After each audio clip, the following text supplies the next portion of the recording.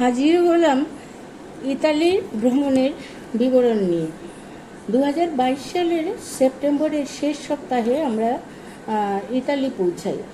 Rome ইতালির রাজধানী, বিশ্ব প্রান্তরে এক গুরুত্বপূর্ণ ঐতিহাসিক শহর।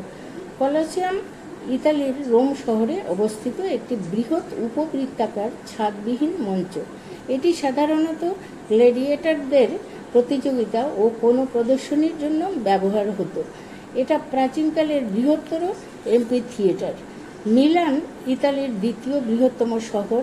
শহরটি তার শিল্প ও স্থাপত্যের জন্য বিখ্যাত, কারণ এটি লিওনার্দো দা ভিঞ্চির লাস্ট সাপারের বাড়ি এবং একটি বিখ্যাত গথিক ক্যাথেড্রাল ডুওমো।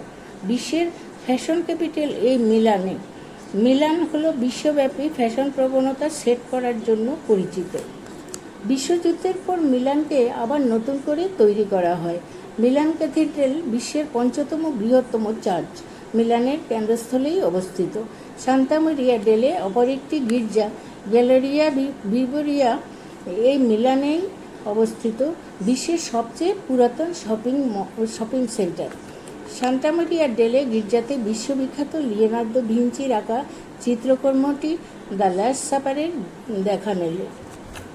এবারে আসি ভেনিস প্রসঙ্গে। ভেনিস উত্তর পূর্ব ইতালির ভেনেতো অঞ্চলের একটি প্রধান শহর। এই শহর সারাটা বছরই পর্যটকদের ভিড়ে মুখরিত হয়ে থাকে। এটি ভাসমান শহর নামেও খ্যাত, ইতালির সবচাইতে মনোরম শহর। ঘূর্ণায়মান ক্যানেল, আকর্ষণীয় স্থাপত্য আর সুদৃশ্য সেতুসহ ভেনিস একটি জনপ্রিয় গন্তব্য। 150টি ক্যানেল আর 400টি সেতু এবং ফুটপাত দ্বারা যুক্ত। দুপাশে আকাশছোঁয়া ভবনগুলি ওক এবং পাইনের স্তূপ দ্বারা নির্মিত। ভেনিস তার শিল্প ও স্থাপত্য, বিখ্যাত লাগুন এবং সেতু ও খালের গোলকধাঁধা দিয়ে সারা বিশ্ববাসীকে মুগ্ধ করে। ভেনিসের পূর্ণ বিবরণ দিতে গেলে ভিডিওটি অনেক দীর্ঘ হয়ে যাবে, তাই শুধু বলবো এই শহরের সাংস্কৃতিক ঐতিহ্য, স্থাপত্যের উত্তরাধিকার এবং স্থানীয়ভাবে ডিজাইন করা ভবন, সারা শহর জুড়ে গন্ডোলায় মনোরম ভ্রমণ ভেনিসকে বিশ্বব্যাপী পর্যটকদের জন্য অনন্য এবং আকর্ষণীয় গন্তব্যে পরিণত করেছে। আমরা অনেক ঘুরলাম। পিসাতে আমরা বেশি সময়টা কাটিয়েছি। মিলান এবং পিসাতে যা সময় কাটিয়েছি, এক একটা দিন চলে গেছে পুরো ওই জায়গাগুলো ভ্রমণ করতে। আর গন্ডোলায় সকালবেলা চললে তো বিকেলের আগে ফেরার কোনো উপায় নেই।